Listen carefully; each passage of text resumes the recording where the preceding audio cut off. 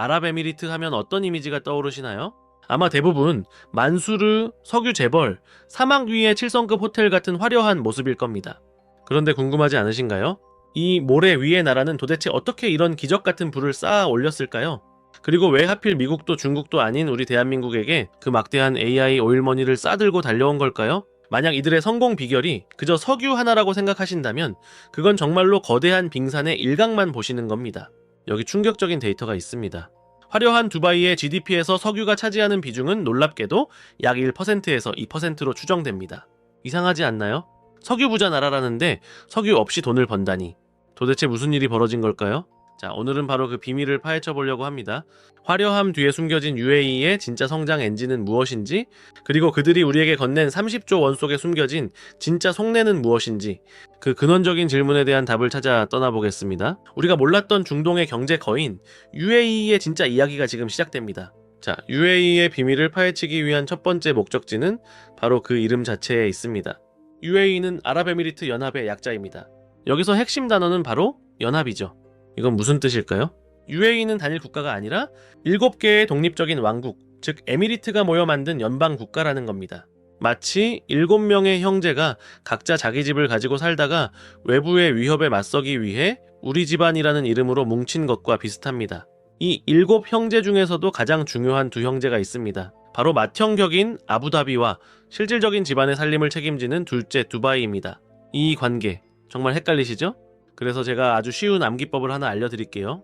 맏형 아부다비는 권력이 가장 세니까 깍듯이 아부해야 할 대상이고, 둘째 두바이는 말 그대로 두 번째라고 기억하시면 편합니다.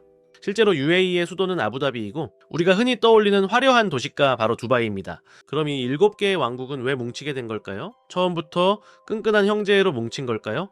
놀랍게도 정반대입니다. 이들의 동거는 생존을 위한 어쩔 수 없는 선택, 즉 전략적 동맹에 가까웠습니다. 때는 1971년 이 지역을 150년간 보호해주던 영국이 갑자기 철수를 선언합니다. 보호막이 사라지자 사우디아라비아나 이란 같은 주변 강대국들의 위협에 고스란히 노출된 거죠. 혼자서는 살아남을 수 없다는 공포가 이들을 하나로 묶은 겁니다. 이 어색한 동거는 아주 독특한 경제 모델을 만들었습니다. 작동 방식은 이렇습니다. 첫째, 연방 대통령은 국토의 87%, 석유 매장량의 94%를 차지하는 맏형 아부다비의 국왕이 맞습니다. 둘째, 부통령 겸 총리는 경제와 무역을 책임지는 둘째 두바이의 국왕이 맞습니다. 마치 거대한 가족 기업에서 자본이 가장 많은 맏형이 회장 자리를, 사업 수완이 가장 좋은 둘째가 사장 자리를 맡는 것과 똑같은 구조죠. 결국 UAE는 하나의 유기체라기보다는 각자의 이익을 위해 뭉친 7개의 왕국의 연합체에 가깝습니다. 서로 경쟁하면서도 결정적인 순간에는 서로를 돕는 그야말로 애증의 관계인 셈이죠. 그런데 이들이 이렇게 필사적으로 뭉쳐야 했던 이유, 그리고 석유라는 거대한 부를 쌓기 이전의 삶은 어땠을까요? 여러분이 상상하는 그 어떤 가난보다도 처절했습니다. 이들의 이야기는 검은 황금이 아닌 바다 깊은 곳의 눈물에서부터 시작됩니다. 자, 지금의 초고층 빌딩과 7성급 호텔을 잠시 잊어주십시오. 시간을 100년 전으로 되돌려보죠. 1900년대 초반, 이곳 아라비아 사막의 사람들에게 부라는 건 단 하나뿐이었습니다. 바로 바다 깊은 곳에서 건져 올린 영롱한 빛깔의 천연 진주였죠. 당시 이들에게 진주는 오늘날의 석유와도 같았습니다. 유일한 생계 수단이자 외부 세계와 연결되는 유일한 통로였죠. 남자들은 목숨을 걸고 숨을 참은 채 15m, 20m 깊이의 바닷속으로 뛰어들었습니다. 그들이 건져 올린 진주는 유럽과 미국의 상류층에게 팔려나가며 이들의 밥이 되고 옷이 되었습니다. 통계를 보면 1900년대 초반 이 지역 수출과 소득의 거의 대부분이 바로 이 천연 진주였습니다. 경제 전체가 이 작은 보석 하나에 매달려 있던 극도로 취약한 구조였던 셈입니다. 그런데 이 위태로운 생명줄을 끊어버리는 두 가지 거대한 사건이 연달아 터집니다. 도대체 무슨 일이 벌어진 걸까요? 첫 번째 재앙은 1929년 미국 월스트리트에서 시작된 세계 대공황이었습니다. 진주의 최대 고객이던 서구 부유층들이 하루아침에 파산하면서 사치품 시장이 말 그대로 증발해버린 겁니다. 진주 수요가 급격하게 무너져 내렸습니다. 하지만 이건 시작에 불과했습니다. 이들의 숨통을 완전히 끊어버린 결정타는 놀랍게도 바다 건너 일본에서 날아왔습니다. 바로 미키모토 고키치라는 인물이 세계 최초로 양식 진주 대량 생산에 성공한 겁니다. 이게 왜 치명타였을까요? 작동 방식은 이렇습니다. 이전까지 진주는 오직 목숨을 건 다이버들만이 채취할 수 있는 희소한 자원이었습니다. 하지만 양식 기술은 진주를 공장에서 찍어내듯 만들어낼 수 있게 했죠. 공급이 폭발적으로 늘어나자 진주 가격은 불과 몇 년 만에 10분의 1 토막으로 폭락했습니다. 수십 년간 목숨을 바쳐 쌓아 올린 산업 전체가 순식간에 잿더미로 변한 겁니다. 그 결과는 처참했습니다. 진주잡이 배들은 항구에 녹슨 채 버려졌고 사람들은 굶주림에 시달렸습니다. 국가 전체가 파산 직전까지 내몰렸죠. 한때 영롱한 빛으로 희망을 주었던 진주는 이제 가난과 절망의 상징, 눈물이 되어버렸습니다. 모든 것이 끝났다고 생각했던 바로 그때, 모두가 절망에 빠져있던 바로 그 순간, 아무도 예상치 못했던 일이 벌어집니다. 아부다비의 메마른 땅과 바다 밑에서 진주보다 훨씬 더 검고 강력한 것이 발견된 겁니다. 인류의 역사를 바꾼 검은 황금, 바로 석유가 분수처럼 뿜어져 나온 겁니다. 이 검은 황금의 발견은 아부다비의 운명을 하루아침에 바꿔놓았습니다. 데이터를 보면 1962년 첫 원유 수출 이후 아부다비의 국가 수입은 그야말로 수직 상승합니다. 불과 10년 만에 1인당 소득은 몇십 배 수준으로 치솟았고 가난한 어촌마을은 순식간에 부의 상징으로 떠올랐죠. 맏형 아부다비는 말 그대로 모래 위에서 로또에 당첨된 겁니다. 그런데 바로 옆 동네 둘째 두바이의 상황은 어땠을까요? 안타깝게도 두바이에서는 의미 있는 규모의 유전이 발견되지 않았습니다. 아부다비가 벌어들이는 오일머니의 5%도 안 되는 소규모 유전이 전부였죠. 형은 하루아침에 세계적인 부자가 됐는데 동생은 여전히 가난해서 허덕이는 기막힌 상황이 벌어진 겁니다. 이 지점이 바로 두 형제의 운명을 가른 결정적인 갈림길이었습니다. 자, 여기서 아주 중요한 경제 개념이 하나 등장합니다. 바로 자원의 저주라는 말인데요. 이게 무슨 뜻일까요? 보통 천연자원이 많은 나라는 당연히 부유하고 발전할 거라고 생각하잖아요. 그런데 놀랍게도 실제로는 정반대인 경우가 많습니다. 그 이유는 무엇일까요? 첫째, 석유처럼 너무 쉽게 큰 돈을 벌게 되면 다른 산업을 키우려는 노력을 게을리하게 됩니다. 제조업이나 기술 개발 같은 어려운 길 대신 그냥 땅 파서 파는 손쉬운 길에만 안주하게 되는 거죠.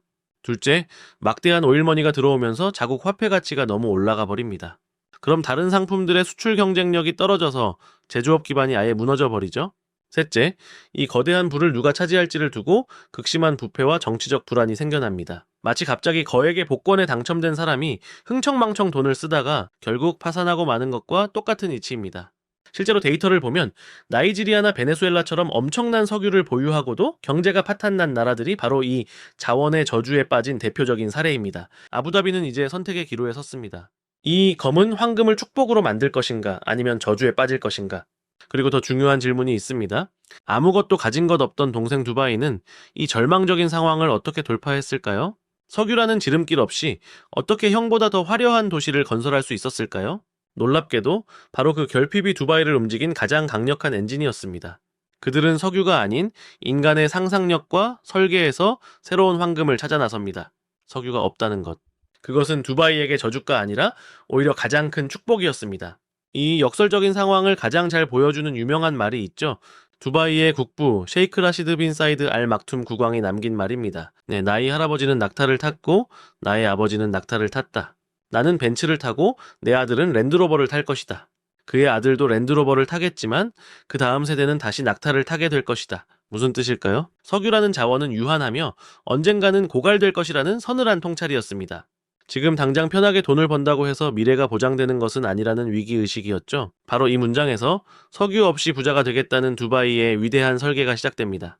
그들의 전략은 경제학 용어로 경제 다각화, 즉 수입원을 여러 개로 늘리는 것이었습니다. 석유라는 하나의 바구니에 모든 달걀을 담지 않겠다는 선언이었죠. 자, 그럼 그들은 구체적으로 어떻게 이 사막 위에 새로운 경제를 설계했을까요? 크게 세 가지 단계로 볼 수 있습니다. 첫 번째 설계는 두바이를 세계의 교차로로 만드는 것이었습니다. 지도를 한번 펼쳐보세요. 두바이의 위치는 정말 기가 막힙니다. 유럽과 아시아, 아프리카 대륙의 딱 중간에 있죠. 전 세계 인구의 3분의 2가 비행기로 8시간 안에 닿을 수 있는 곳입니다. 두바이는 바로 이 지리적 이점을 파고들었습니다. 사람과 물건이 우리를 거쳐가게 만들자, 이것이 핵심이었습니다. 그렇게 1985년 단 2대의 비행기를 빌려서 시작한 항공사가 바로 에미레이트 항공입니다. 지금은 세계 최대 규모의 A380과 보잉 777 항공기를 포함해 270대가 넘는 항공기를 보유한 글로벌 항공사로 성장했죠. 실제로 두바이 국제공항은 코로나 이전까지 수년간 국제선 이용객 수 기준 세계 1위 자리를 놓치지 않았습니다. 연간 8천만 명이 넘는 사람들이 이곳을 거쳐갔습니다. 이건 단순히 공항 하나를 잘 지은 게 아닙니다. 전 세계의 하늘길을 두바이라는 도시로 다시 그린 거대한 설계였습니다. 두 번째 설계는 두바이를 경험하고 싶은 곳으로 만드는 것이었습니다. 공항에 사람이 많이 지나다니는 것만으로는 부족하죠. 그들을 공항 밖으로 나오게 해서 돈을 쓰게 만들어야 합니다. 어떻게 했을까요? 바로 상상력을 팔기 시작했습니다. 세계 최초의 7성급 호텔이라는 부르즈 알아랍, 우주에서도 보인다는 야자수 모양의 인공섬 팜 주메이라 같은 세상에 없던 건축물들을 쏟아내기 시작했습니다. 이건 단순히 건물을 짓는 게 아닙니다. 국가 브랜딩 전략입니다. 두바이에 가면 불가능이 없다는 이미지를 전 세계인의 뇌리에 각인시킨 거죠. 이 상징적인 랜드마크들은 그 자체로 수십억 달러짜리 광고판 역할을 하며 전 세계의 관광객과 투자자들을 끌어모았습니다. 그리고 마지막 세 번째 설계는 세계에 돈이 모이는 금고를 만드는 것이었습니다. 사람과 물건이 모이면 자연스럽게 돈의 흐름도 따라오게 마련이죠. 두바이는 이 기회를 놓치지 않았습니다. 2004년 그들은 두바이 국제금융센터를 설립합니다. 이곳은 UAE의 법이 아니라 국제금융인들에게 익숙한 영미법을 따르는 독립적인 사법구역입니다. 세금은 0%에 가깝고 외국인이 100% 지분을 소유할 수 있으며 벌어들인 돈을 본국으로 송금하는데 아무런 제한이 없습니다. 전 세계 금융회사들에게 당신들만을 위한 완벽한 놀이터를 만들어줄 테니 여기서 마음껏 사업하세요라고 선언한 겁니다. 그 결과는 놀라웠습니다. 골드만삭스, JP모건 같은 세계적인 금융기관들을 포함해 현재 7,700개가 넘는 기업들이 이곳에 둥지를 틀었습니다. 보세요. 항공과 물류, 관광, 그리고 금융. 이 세 개의 거대한 톱니바퀴가 맞물려 돌아가면서 석유가 거의 나지 않는 두바이는 석유 부자 아부다비 못지않은 부를 쌓아 올렸습니다. 땅에서 황금을 캐는 대신 사람과 자본이 모이는 플랫폼을 설계해 돈을 번 겁니다. 이것이 바로 석유 없는 부자, 두바이의 위대한 설계의 핵심입니다. 하지만 이 눈부신 성공 신화에는 치명적인 약점이 숨어 있었습니다. 두바이의 성장은 마치 거대한 제트 엔진과 같았는데 그 엔진에 주입되는 연료는 자체적으로 벌어들인 돈이 아니라 외부에서 빌려온 막대한 빚이었기 때문입니다. 경제학에서는 이를 부채 기반 성장이라고 부릅니다. 쉽게 말해 신용카드를 마구 긁어서 파티를 연 셈이죠. 그 파티는 영원할 것 같았습니다. 하지만 2008년 미국에서 리먼 브라더스가 파산하며 시작된 글로벌 금융위기는 파티장을 순식간에 아수라장으로 만들었습니다. 도대체 무슨 일이 벌어진 걸까요? 금융위기가 터지자 전 세계 돈줄이 말라붙었습니다. 어제까지 돈을 빌려주겠다던 은행들이 하루아침에 대출 창구를 닫아버린 거죠. 두바이의 제트 엔진에 공급되던 연료가 갑자기 끊긴 겁니다. 그 결과는 치명적이었습니다. 수백억 달러 규모의 건설 프로젝트들이 올스톱됐고 두바이 부동산 가격은 불과 1년 만에 50% 이상 폭락했습니다. 숫자로 보면 당시 두바이의 국영기업들이 짊어진 부채 총액은 무려 800억 달러, 우리 돈으로 100조 원에 육박했습니다. 그리고 마침내 2009년 11월 25일 올 것이 오고야 맙니다. 두바이의 핵심 국영기업인 두바이 월드가 빚을 제때 갚지 못하겠다며 채무상환 유예, 즉 모라토리엄을 선언한 겁니다. 이건 사실상 국가부도 선언이나 다름없었습니다. 사막 위에 세워진 기적의 신화가 한순간에 신기루처럼 사라질 절체절명의 위기였죠. 전 세계가 두바이의 파산을 기정사실로 받아들이던 바로 그때 아무도 예상치 못한 구원투수가 등판합니다. 누구였을까요? 바로 늘 경쟁자처럼 보였던 형님 아부다비였습니다. 아부다비는 군말 없이 100억 달러, 약 12조 원에 달하는 구제금융을 두바이에 긴급 지원합니다. 왜 그랬을까요? 단순히 형제의 때문만은 아니었습니다. 이건 지극히 전략적인 판단이었죠. 만약 동생 두바이가 파산하면 그 불똥은 형님 아부다비를 넘어 UAE 연합 전체의 신용도에 치명타를 입힐 게 뻔했습니다. 동생의 실패는 곧 집안 전체의 실패였던 겁니다. 이 극적인 사건은 두바이에게 뼈아픈 교훈과 함께 깊은 감사를 남겼습니다. 그리고 그 감사의 표시는 아주 특별한 방식으로 세상에 알려지게 됩니다. 당시 두바이에서는 세계에서 가장 높은 빌딩의 완공이 임박해 있었습니다. 원래 이름은 부르주 두바이, 즉 두바이의 탑이었죠. 두바이의 성공 신화를 상징하는 기념비였습니다. 2010년 1월 4일 화려한 개장식 행사, 전 세계의 이목이 집중된 가운데 두바이의 통치자 셰이크 무함마드는 연단에 올라 충격적인 발표를 합니다. 이 타워의 이름을 바꾸겠다는 겁니다. 새로운 이름은 바로 부르즈 할리파. 이게 무슨 뜻인지 아세요? 할리파는 바로 당시 아부다비의 국왕이자 UAE의 대통령이었던 셰이크 할리파 빈 자예드 알 나얀의 이름이었습니다. 이건 단순한 이름 변경이 아니었습니다. 세계 최고층 빌딩의 이름을 자신들의 것이 아닌 자신들을 구해준 형님의 이름으로 바꾼 겁니다. 이는 전 세계를 향한 두바이의 공개적인 선언이었습니다. 우리의 가장 위대한 성공은 우리를 구해준 형님의 도움 없이는 불가능했다. 이 사건을 통해 우리는 UAE의 진짜 작동 방식을 엿볼 수 있습니다. 아부다비는 막대한 오일머니를 가진 자본가이자 든든한 안전망 역할을 하고 두바이는 그 자본을 바탕으로 과감하게 도전하며 성장을 이끄는 성장 엔진 역할을 하는 겁니다. 서로 경쟁하지만 결정적인 순간에는 하나가 되는 운명 공동체. 이것이 바로 부르즈 할리파 꼭대기보다 더 높은 곳에 숨겨진 형제 왕국의 진짜 비밀이었던 셈입니다. 이 놀라운 위기 극복과 협력의 모델은 이제 중동의 다른 국가들에게도 거대한 영감을 주고 있습니다. 특히 국경을 맞대고 있는 사우디아라비아의 거대한 프로젝트 넘시티는 두바이의 성공 방정식을 더욱 거대한 스케일로 재현하려는 시도죠. 그렇다면 이 모든 이야기가 지금 우리 대한민국과는 어떤 관련이 있는 걸까요? UAE가 한국에 약속한 30조 원의 투자는 과연 어디를 향하게 될까요? 이제 마지막으로 UAE가 한국에게 왜 이토록 중요한 파트너인지 그 진짜 이유를 파헤쳐 보겠습니다. 첫째는 바로 생존의 문제입니다. 혹시 천공투라고 들어보셨나요?